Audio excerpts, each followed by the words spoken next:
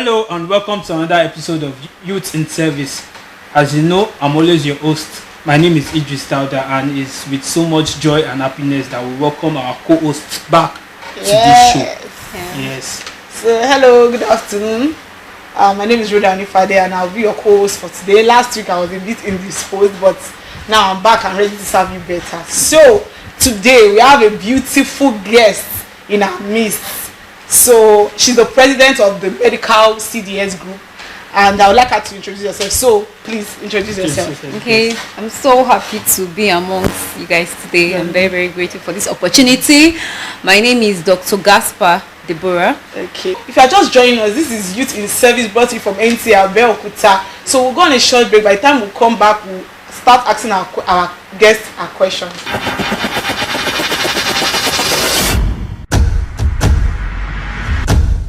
Please off the lights. I'm in the zone.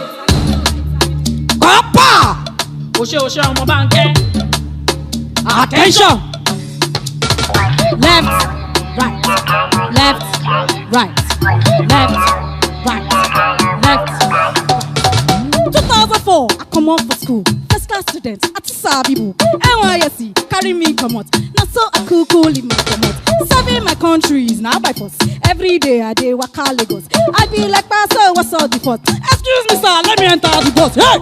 Obalende. Oh wow. Agege. Oh wow. Ikaja. Oh wow. Ikaja. Oh wow. Oshodi. Oh wow. Lere. Oh wow. Ojota. Oh wow. Igwepo. Oh wow.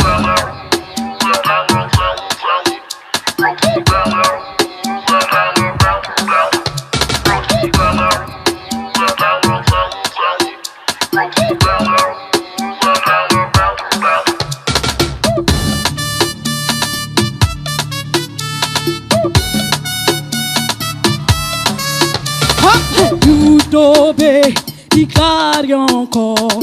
Let us lift our nation high under the sun or in the rain. With dedication and selflessness. Get it again. I'm not there. Get it again. I'm not there. Monday morning, na CDS. Kappa, we know they to dress. Jungle boots with my khaki. Alawi today, let me enter mommy. Hey! Ewa going. Oh wow. Eba. Oh wow. Egusi. Oh wow. Ogbono. Oh wow. Fufu. Oh wow. Brokoto. Oh wow. Jollo. Oh wow. Abodi. Oh wow.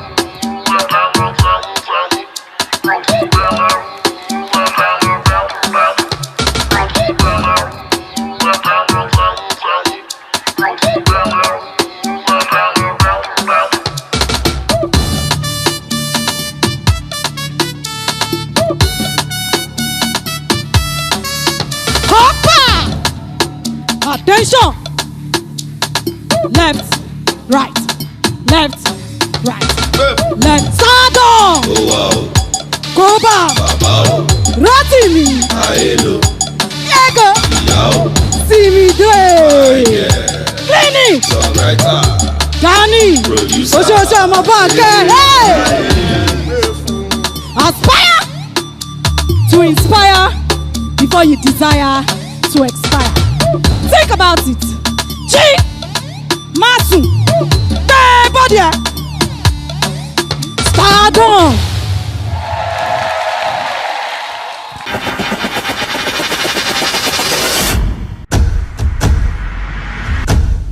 Hello and welcome back to Youth in Service. Our topic for today is depression. You know, depression is everywhere among our youths, among our adults and everybody. Dr. Gaspar, please can you tell us what is depression for people who don't know? Okay, thank you very much for that question, Mr. Idris. Okay, first of all, before I will say what depression means, I would like to first of all define health according to WHO. World Health Organization actually defined health as not just the absence of just disease, but also the presence of emotional health, social health, and mental health. Now, depression, as we all know that depression is something that is actually very common in our environment today. Depression is just simply a disorder of mood. So it does not matter if it's not until when someone is actually mad or when you say someone has a psychiatric disorder. Every individual can have that moment where they actually have a little disorder of their mood. So depression is just simply when you have a disorder in your mood, you're depressed. So thank you for that beautiful point. So please, can you give us like the worldwide prevalence of depression? Oh, currently now, according to WHO and some other world bodies, research and all that, currently it was found out that in the old times we had higher incident of depression in older people, but they've come to realize that about 90% of our youth today are depressed. Now, if you gather a group of people, maybe you gather like up to 100 persons, in that 100 persons, they found out that at least 90 persons have an atom of depression. Now, they also found out that the ratio of depression between male and female, we have more females getting more depressed with a ratio of 2:1 than males. So, for instance, now if I take 100 youths and then we have 50 females, 50 females and 50 males, we have 40% of youths, or females rather, having depression, and maybe like a 10% of males having depression. So depression has been found out to be more in females than males currently. So what will you say is the cause of this? Is the cause of the statistics? Why is it that the female are more depressed than the male? Oh, well, we have a lot of reasons to actually think so. Now, we found out that most times, okay, there are many things I would like to talk about when it comes to causes of depression. But I'd like to start with one that is very common. It's called cyclothymia. That's when you have mood swings. Now, we have found out that due to some hormonal issues, that we have the estrogen, progesterone, that actually helps females. You know, when you're ovulating, you're menstruating, you tend to have premenstrual symptoms and all that. So you tend to have mood swings. Say someone will tell you that I was happy now and all of a sudden I'm no more happy. So we found out that all those little mood swings in females, known as cyclothymia, actually tends to tilt them more to having depression. Now, also we found out that also the stressor factors, most times, you know, we're in an environment where the work stress, you get to wake up early in the morning, go to work, you're coming back by around 4. Stress factors have actually been found to actually cause depression. Why? Because there's a hormone in the body called cortisol. Now, cortisol is actually released in high quantity when someone is actually stressed up. So at that point when cortisol is actually released in high quantity, now for people that have family history, I forgot to mention that family history is also a very reasonable reason why most people tend to have depression. Now, someone that has a background family history of depression, maybe the person's father or the person's grandmother or father had depression. Now, at that point, you are at risk factors having depression. Now, when the stress factor, when you're being stressed from work and all that, you tend to tilt you towards depression. Now, another interesting thing is that most people have failed to realize that postpartum, that's when someone gives birth, that we found out that most women, when they give birth, not most actually, but at least from studies, from little research and all that, people that have gotten pregnant and maybe after giving birth, they found to have what they call postpartum depression, which is a side of depression that most people have failed to look at currently. Okay, like you said now, I think I've seen a movie that actually spoke about, that addressed postpartum depression. I think for Maria Pataki, that movie is trending now. Wow. What will you say postpartum depression? Will you say is hereditary, or what can cause postpartum depression? Okay, most times too, we still found out that when it comes to postpartum depression, we have hormonal imbalance to blame most times. Then sometimes, you know, like I said earlier on, if you have a background family history, people handle stress in different ways. Now, the way I will handle stress is different from the way you handle stress. So most times, like I said, I said females have more issues having depression than males. It has been found out that hormones, in as much as hormones is supposed to be a blessing to us, but along the line we found out that hormonal imbalance too has a way of actually affecting the individual. Now, because pregnancy puts you at a very, like when you're pregnant, it's like introducing a foreign body into someone's system. So your body is trying to get adjusted to, you know, that foreign organ that's been put into you. So at that point, your immune system are actually at a very low level. So for the body to try to pick up, different people's body pick up in different ways. So all those hormonal factors and all that tend to tilt people. We've had people that get birth without having postpartum depression, but their body adjusting in different ways actually makes, you know, it happens. The way my body may react to what's happening to me be different from how your own body or how his own body will react to things. So Dr. Gaspar, when someone is going through depression, I mean, what are the symptoms to know that, oh, when you see someone, at least you should know that, okay, this person is going through depression? What are the symptoms for you to know that someone is going through depression? Okay, sorry, I have to just digress a little bit. You know, interestingly, you know, I had a patient coming into the clinic yesterday, and aside from what she came for something totally different, body pain and malaria and all that. I was thinking of malaria, but I looked at her and I noticed that she was withdrawn. She was looking sad. And then I had to ask her, I said, are you okay? What's going on? What's happening to you? And then she started talking to me that she had been feeling sad of late. She noticed that things that she actually finds pleasurable, she's no more doing it. And I had to tell her that you need to see we call them now mental and behavioral therapy doctors. I told her that you need to see a mental and behavioral therapy. What am I going to? Now, most times, when we talk about depression, what we look out for is that you get sad easily nowadays. Do you notice that you just suddenly found out that you just get sad unnecessarily? Maybe you're someone that likes playing table tennis, or you're someone that likes playing, football. Suddenly find out that those pleasurable activities that you know that you like doing on normal day, you find that you no more have interest in them. You notice that you're not sleeping well. Now, surprisingly, decreased libido. You notice that maybe your sexual activity is going down. Though there are many causes of that, but depression has actually been found. But 3 main core things that you must look out for: you get sad easily, you find out that you're losing interest in pleasurable activities, which you know as anhedonia, and then we also find out that you're not sleeping well. Some other things, you could even find out that you loss of appetite. But I don't want to dwell on all those ones, because those other ones are you can find them in other things. People can have malaria and lose appetite. People can have other diseases. But once you find out that you're sad, loss of interest in pleasurable activities, and then you're not sleeping very well, those 3 core symptoms, you find out that someone needs to check you that you likely be dealing with depression. Thank you, Dr. Gaspar. Okay, thank you, Mr. Idris. We'll be going on a short break. Okay. And we'll be right back after this break. Please Thank stay you very with us. much. Okay.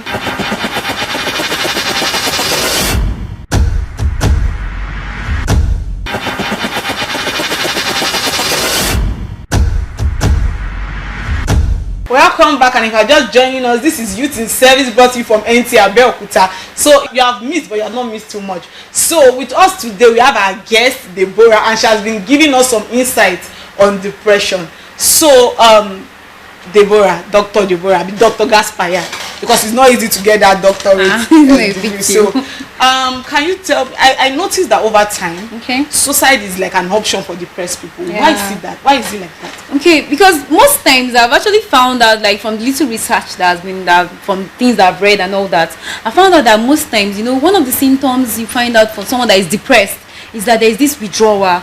They feel apathy, loss of interest in things.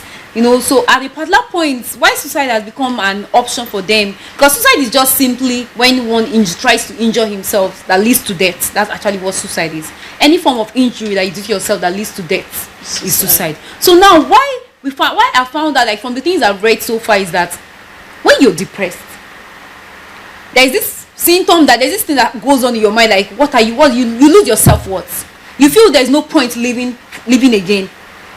So most times why suicide has actually been linked to depression is because of the fact that they feel that there's nothing they're living for. I know most times they said there's this common statement that when the use of a thing is not known, say abuse is inevitable. So most time when you feel like there's nothing you're living for, you'll be like, what's the point? Let me just take my life away.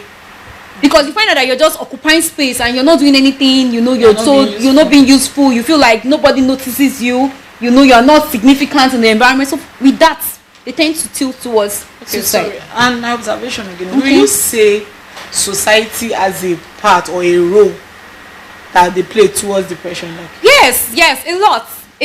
Like if you look at the causes of depression, most times peer pressure. Now we're in a jet age where every little thing we go to social media. I'm on my phone or you're on my iPad or something. You're just going through the gadget and you just want to just get information. And the next thing, you go through your status and you see that maybe your friend just got married, or your friend is in Canada, or your friend is in Australia, and then you're here stuck in this country, Nigeria. I'm not trying to say that Nigeria is not a good place, but when you see most times, the society has made it so well that when you look at your peers and you say your peers are moving forward, and then maybe you've gone to the embassies like 5 or 6 times and you've been neglected visa, you just feel like, what's the point? So the society has a lot of role to play in tilting people towards committing suicide and depression. Thank you. Wow. Dr. Gaspar, what are the warning signs to look out for in depression? Okay, one of the warning signs to look out for in depression is when you notice that individual has actually just withdrawing from activities. Now, why I want to lay emphasis on that, because there's something about say extrovert, introvert. Some people tell you, I don't just like going out.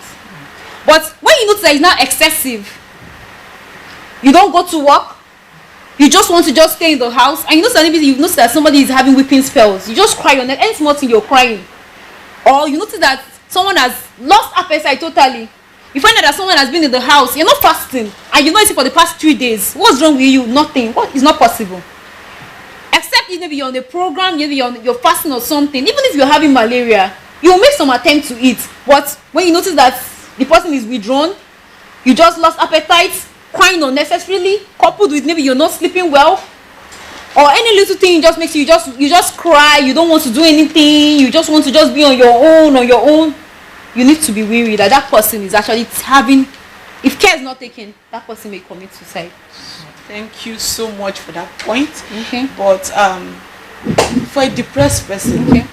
what are the warning signs to look out for? Like warning signs that, okay, for somebody that's for a neutral person, what are the warning signs to look at? I understand that you talked about when somebody is withdrawing. Okay. I feel like there are more to be withdrawing. Some people, like you said, they can just decide to be an own. introvert and something like that. But aside being withdrawn, what are other warning signs you can look Warning out for? signs for, okay, other warning signs that you can look out for. You know why I kept saying the withdrawing is because that is like a major key point, because other warning signs can be found in other diseases or other conditions.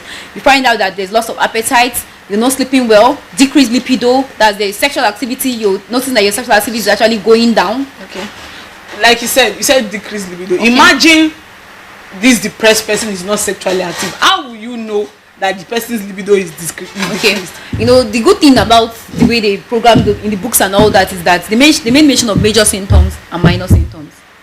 So most times, anywhere worldwide, there are core symptoms of depression, which are the sadness, withdrawal, insomnia, and loss of interest in pleasurable activities. So any other thing could come alongside. But once you look, those are the alarming signs of depression. You're sad, you're losing appetite in food, or you're losing appetite in pleasurable activity, and you're not sleeping very well. Those are the core major signs you have to look out for. So other ones could come. So that's why I said that, you know, we have the major and the minor signs. Those minor signs, they are things that you could actually find out in other disease conditions you get. So we can't really bank on the major signs. We mostly bank on the major, on the we can't really bank on the minor. Sorry, We work on the major. Thank you very much. So is there any treatments for depression? Oh yes, there's a lot of treatment for depression, actually. So basically for depression, most times we actually want to start with saying that there's a psychological treatment for depression. Now when it comes to psychological treatment for depression, now that's where we have the mental and behavioral therapy doctors in place. Now, you know, most times depression is such that people have actually tagged it to be like maybe someone has a mental disorder. Yes, it's a mood. It's actually not a mental disorder per se. That's why I define it as a mood disorder. Why? Because every single human being that is moving on the planet of this earth today, you have one reason or the other at the point in time to actually be withdrawn or to actually feel down. Because the world is enough. You go to market today, you're seeing tomato is 200 naira. You go tomorrow, you're seeing it's 1,000 naira. You know, the skyrocketing price is not just even just a little. You know, exactly. So at that point, you know, you need someone to just talk to, because most times what the psychotherapists or what the behavioral therapy doctors do is they get the patient to talk. Because most times when you're depressed, if you get that patient to actually open or voice out, at that point you'll be able to know where exactly to help that person out. Then second, another thing they do is there's something we call cognitive group. Now it's a group where we have different people that are actually going through different depressive moments. Now some people may be depressed after a heartbreak from a boyfriend, or the boyfriend may be depressed after a heartbreak from a girlfriend, because it's not only ladies that actually go through heartbreaks. Guys too also go through heartbreak. Am I right, Mr. Idris? Yes. Guys too go through heartbreak, but most times you always, the ladies actually find out that it's ours that actually, you know, we just blow it out. But guys go through a lot that they even stomach more than we do. So that group, cognitive group, someone comes and says, I'm going through a heartbreak from a broken relationship. I'm going through a heartbreak from a marriage. How are you handling things? So in that place, they tend to rub minds, and you know, iron sharpness iron. Yes. So in that place, they tend to like help each other. Then we have the medications, but most times we don't really like talking about the medications when we're having discussions, because we don't want people to go over the counter and have to prescribe those drugs, because those are also one of the leading causes of drug abuse in the country today. People hearing prescriptions and just going to go and get it without actually knowing the reason why they're actually getting those prescriptions. So thank you very much. I don't know if there's any more questions. Yeah, so finally, what are your advice to people going through depression, and what would you advise? Okay, so like I said earlier on, you know, it's one of the commonest happenings in the world today. So my own advice for whoever person, or if you're he or she that is going through depression currently now, it's to just try and open up and get help. Because that life that was given to you, people are actually begging for that life that you have. And I also want you to know that whatever you're going through, it's really nothing new. I feel that it's really, really nothing new. If only you can actually get help, like talk to the right people around you. And then I also advise that if you know that there's a family history of depression, if you know that maybe your father or your mother or anybody in your family is actually depressed, the good thing now is that they have actually done it in such a way that you no more hear psychiatric hospitals. They're trying to change it. In the world today, we hear of mental and behavioral therapy, because people have actually made it look like psychiatry. So most time when you say psychiatry, that's what has actually chased people from actually seeking help. So I want you to know out there that everybody, even we that were sitting down here, at some point in our life, we've had times when our mood have actually been disturbed. But talking to the right people actually helps. Now, secondly, I also want to advise too that in as much as social media has made it so much that any little thing you want to go through your phone to find out solutions, but mindful of the kind of things you go through to look at. Now, the sky is so wide that everybody will fly someday. So in as much as you want to compare yourself with someone else, be mindful when you're comparing yourself so as not to tilt yourself towards depression. Because when you die, that person will move on. The way people move on so fast when people die is alarming. So why would you want to kill yourself when you can actually be something important in life? So this program, Youth in Service, we've come to encourage you out there that no matter what it is, no matter how depressed you may be, there is solution, there is something to help you. And you're needful, you're valuable. Everybody is valuable. Yes. Thank you very much, Mr. So thank you, Dr. Gaspar. It's so nice to have you on today's show of Youth in Service. We hope when next we call you for health talks, you'll be able to answer us. Thank you once again. And on the end note, I think we have to just make them know that suicide is not an option. Yes, suicide is not an option. Always open up, and people are ready to help you. Dr. Gaspar, can you, for viewers going through depression out there, because someone out there is going through depression, for viewers going through depression watching the show, is there any help? Where can they go to for help, or is there any contacts they can run to for help for depression? Okay, thank you very much for that question. Okay, for people that are actually going through depression or may need help in mood disorder, there are a lot of behavioral therapy homes around. If they can only just look for, there are lots. We have a lot of them, at least like one or two that I'm familiar with in this place where we are. So there's somewhere to reach out to. Okay. Thank you so much. It's so nice to have you, Doctor. Thank you very much. Thanks for having me. We hope when next we call you, you answer us. I'll try. As that concludes today's episode of Youth in Service. Catch us same time next week. Bye. Bye.